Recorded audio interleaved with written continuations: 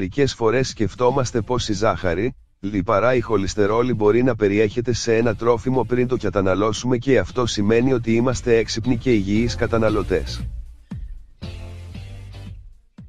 Οι παραγωγοί πρέπει να μας δίνουν λεπτομερείς λίστες με τα υλικά στο πλάι της συσκευασίας τροφίμων, για να μπορούμε να αποφασίσουμε από μόνοι μας αν θέλουμε να καταναλώσουμε κάτι ή όχι. Έχουμε το δίκιο να είμαστε ενημερωμένοι, σωστά, αλλά αν σας λέγαμε ότι έχει γίνει μια σημαντική και επικίνδυνη ανακάλυψη η οποία αφορά ένα είδος ρυζιού φτιαγμένο από συνθετικά υλικά, ή με άλλα λόγια πλαστικό, μια τρομακτική ανακάλυψη. Όλοι ξέρουμε ότι κάποιες εταιρείες χρησιμοποιούν χημικά στα τρόφιμα τους, αλλά το συνθετικό ρύζι της Κίνας περνά τον κίνδυνο σε άλλο επίπεδο. Έρευνες έχουν δείξει ότι συγκεκριμένα εργοστάσια ρυζιού στην Κίνα παράγουν ένα ψεύτικο υποκατάστατο ρυζιού αντί για το δημοφιλές και ακριβότερο ρύζι Γουτσάν, για μεγαλύτερο κέρδος. Σύμφωνα με τους Korean Times, αυτή η απάτη γίνεται χρησιμοποιώντας ένα μείγμα από πατάτες, γλυκοπατάτες και συνθετική ρητίνη, πλαστικό. Αυτά τα υλικά αναμειγνύονται και σχηματίζουν κόκκους οι οποίοι μοιάζουν πολύ με αυτούς του ρυζιού.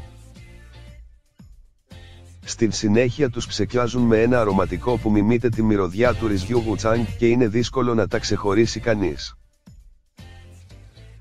Όπως είναι αναμενόμενο, η κατανάλωση πλαστικού ρυζιού είναι πολύ βλαβερή και τοξική για την υγεία κάποιου και προκαλεί μεγάλη αναστάτωση.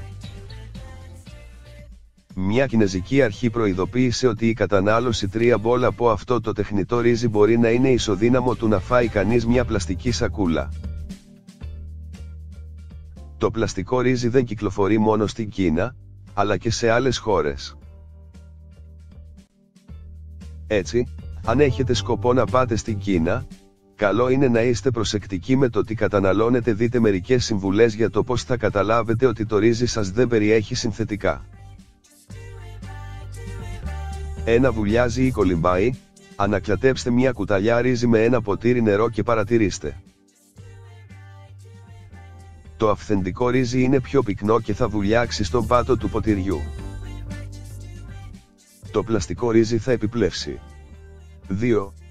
Μύκητες. Μαγειρέψτε μια μικρή ποσότητα ρυζιού και βάλτε την σε ένα δοχείο.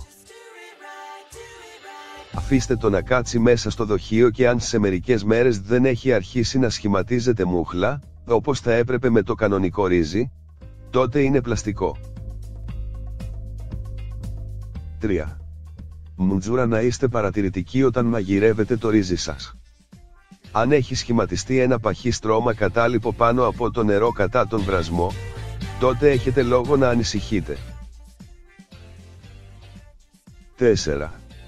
Βάλτε του φωτιά. Όταν μπαίνει φωτιά στο ψεύτικο ρύζι, τότε το ρύζι θα βγάλει μια μυρωδιά πλαστικού ή γλυκοπατάτες.